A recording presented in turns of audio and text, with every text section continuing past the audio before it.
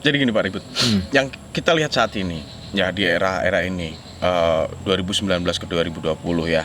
Tadi kita bilang masuk akhir tahun ada wabah di luar, gitu ya. Di Wuhan, masuk ke Indonesia pandemi di awal tahunnya. Ya kan, awal tahun Indonesia mulai kena dampak sampai sekarang, dan di Pekalongan ini kan spesial banget. Selain pandemi, saat ini kita lagi ngadepin, bahkan sore tadi kita dapat info sungai di WR Supratman Panjang Wetan sana sudah mulai keluar lagi ya. Udah mulai air udah mulai ngeluap lagi. Mengenai rob ini tidak hanya bisa diselesaikan oleh pemerintah sendirian. Ya. Harus ada sinergi pemerintah dan masyarakat. Itu selalu saya dengungkan itu. Nah, karena kita tidak bisa didengar oleh pemerintah karena kowe iki sopo kasarnya kan gitu Pak Ibu. Betul. Ya kan? Kita nggak punya power karena memang mungkin mulut saya ini nggak sekolah Pak Ribut. Ya, mulut saya nggak sekolah.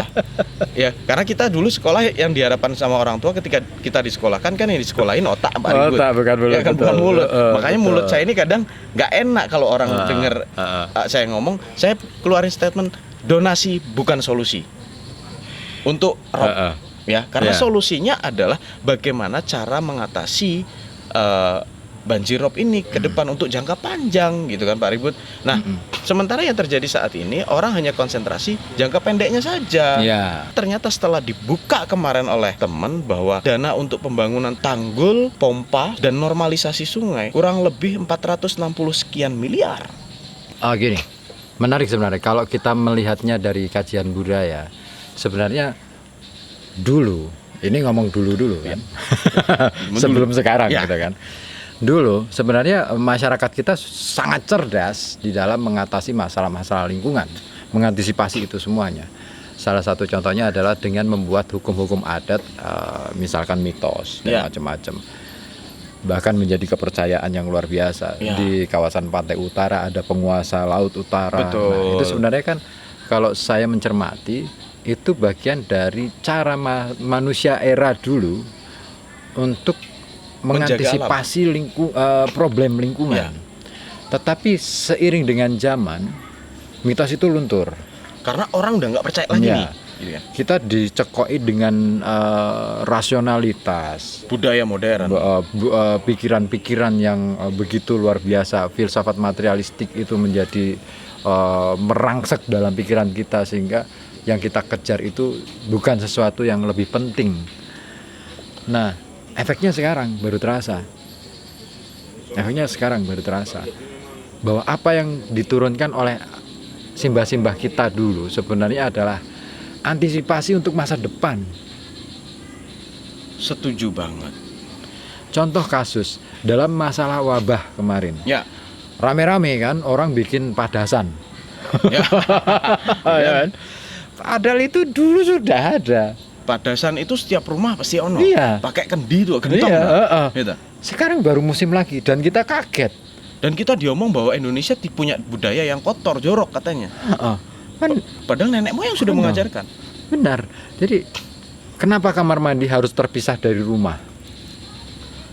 Karena memisahkan antara bagian kotoran yang harus kembali ke alam dan pokok manusia. Dan sekarang kan kita terjebak bahwa kamar mandi berada di dalam kamar. Iya juga sih.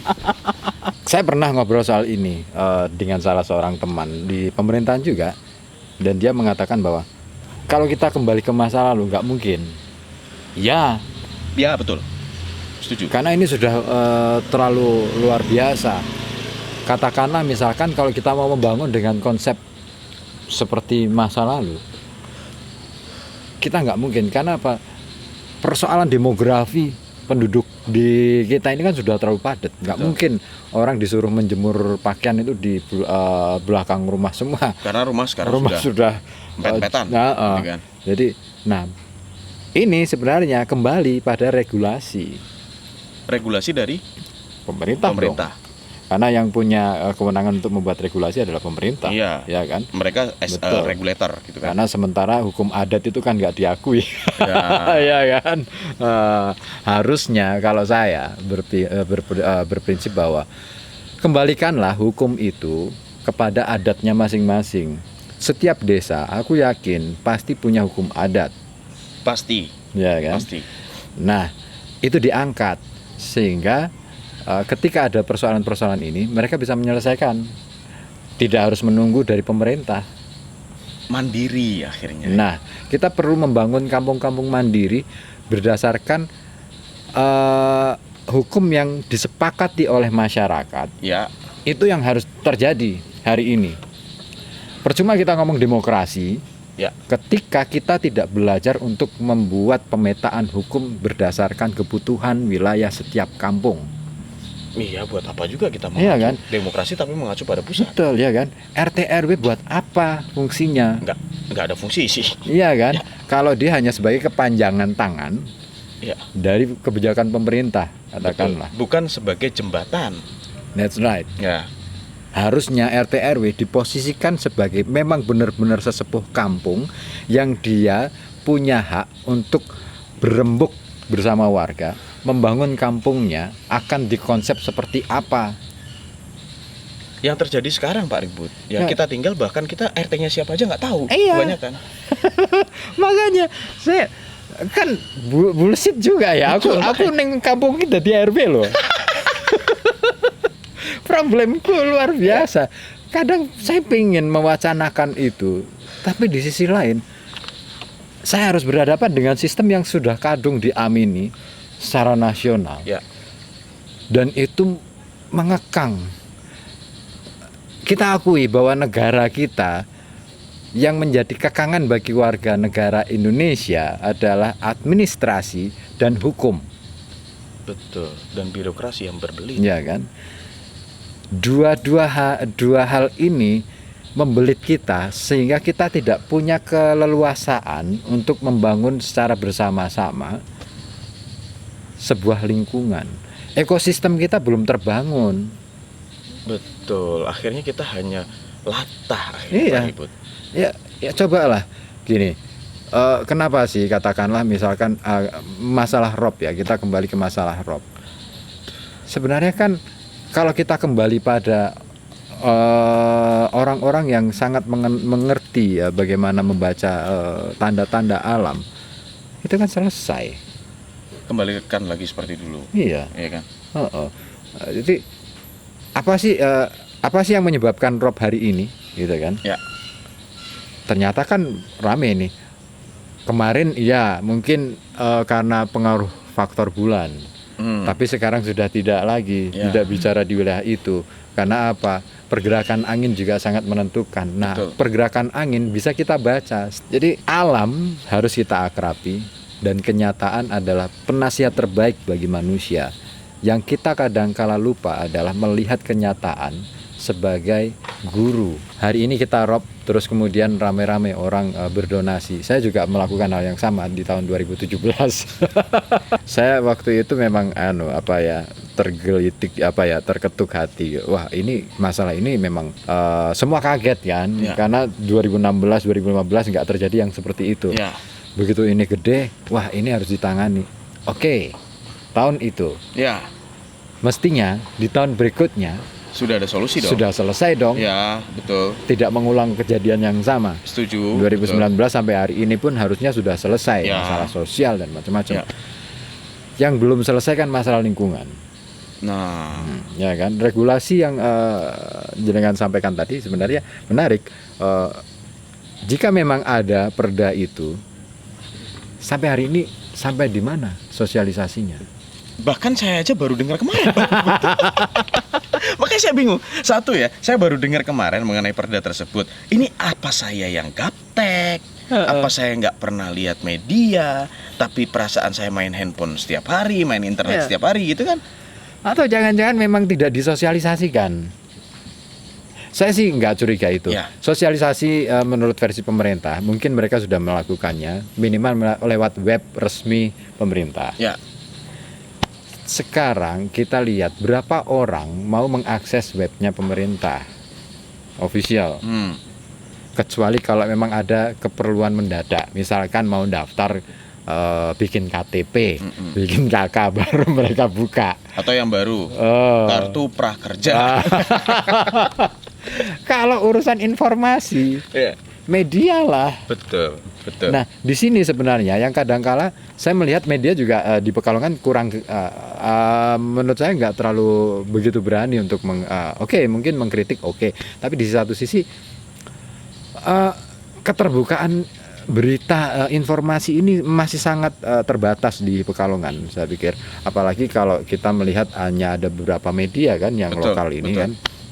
Saya baca beritanya datar-datar aja, terus kemudian Dan kayaknya baik-baik semua. nggak ada sesuatu yang Nggak ada kritiknya gitu. wacana apa sih yang mau disampaikan. Bahkan gini, saya juga dulu sebagai orang yang di media, jadi sehingga saya lumayan tahu sedikit lah ya, bahwa permainan media ini menarik juga.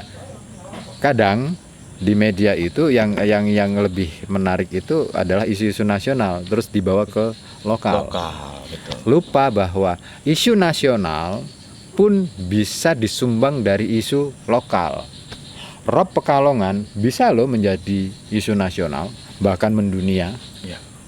Toh faktanya semua mata dunia tertuju pada Pekalongan karena penurunan tanah di Pekalongan adalah paling parah. Sedunia Pak Ribut. Iya kan? 24 senti per tahun. Kenapa itu tidak menjadi hal yang lebih penting untuk diberitakan? Normalisasi sungai itu sebenarnya sudah sangat lama diwacanakan oleh teman-teman, tetapi memang gerakannya memang belum terasa sampai sekarang. Nggak usah normalisasi sungai deh, selokan, Sanitasi lah ya. sanitasi. Saya masih ingat dulu di tahun 80-an saluran air yang dulu untuk pengairan sawah irigasi. itu di sepanjang Jalan Hosokraminoto, Landung Sari, itu masih mengalir dan suatu ketika kami bisa mandi-mandi di situ. Ciblon gitu. Ya kan. Sekarang kondisinya parah. Parahnya nggak ada air. Nggak ada air dan tanah sedimennya sudah naik. Kalau hujan sedikit jadi meluap, ngefek ke rumah warga. Dan air nggak hilang begitu aja. Nah, jadi genangan. Jadi genangan kan. Terus ini siapa yang harus ngurusi? Saya pernah menanyakan itu. Oh, itu urusannya dinas PSDA gitu kan. Terus apa? Alasannya menarik. Loh, sekarang kan sudah nggak ada sawah. Itu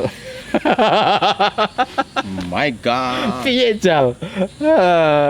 Sekarang kan nggak ada sawah yang perlu diairi. Oke, alihkanlah fungsi. Sekarang bukan lagi untuk pengairan sawah, tetapi minimal untuk drainase. Karena apa? Kalau ini dibiarkan terus-menerus, ya mau berapapun anggaran pembangunan itu nggak bertahan lama. Jalan mudah rusak karena genangan itu. Ya kan? Terus bagaimana dengan nasib warga? Rumah mereka juga kasihan juga. Nggak yang bertembok dan nggak yang pakai pagar kayu. Tetap aja mereka dirugikan. Berapa tahun sekali mereka harus mendandani rumah. Dan harus meninggikan lagi. Itu, om aku saya kebon. Pak Ribut nggak usah lihat itu, lihat rumah saya coba. Pintunya sekarang udah sekecil itu Pak Ribut. Iya. Oh iya ya. Ya kan? Kita masuk Sudah rumah aja udah. itu ya? Saya ini kan bukan, saya sama Pak Ribut tinggi Pak Ribut kan. Saya masih standar lah untuk orang ukuran tinggi Kalau orang. ukuranku sudah pendek gitu. Pendek banget Pak Ribut. Itu sampai adik saya kan tinggi kan. Dia kalau masuk itu harus nunduk. Makanya itulah bagian dari saya tadi bilang. Kalau seperti ini terus tidak pernah akan ada solusi. Ya. Gitu kan. Makanya